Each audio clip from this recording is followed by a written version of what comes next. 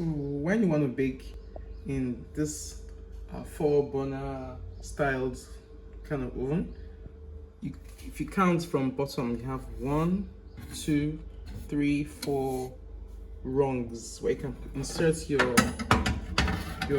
baking rack, right? So if you want to start baking and you don't want it to get burnt, you start from the third rung. Not the first, not the second, third. Put it here. Because you have the fire heat emanating from bottom here, right? So if it's too close to the source of heat, it will burn before it actually starts baking.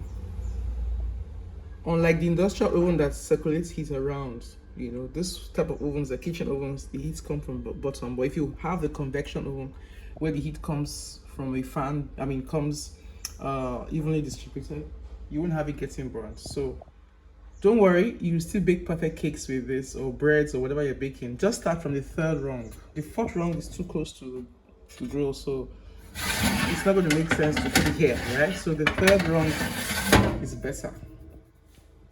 So just move your rack up 2 notches. So it starts from the third rung. Third as in you're counting from bottom, and you'll be fine. Well done. So let's see your next attempt and see how far with it. Thank you.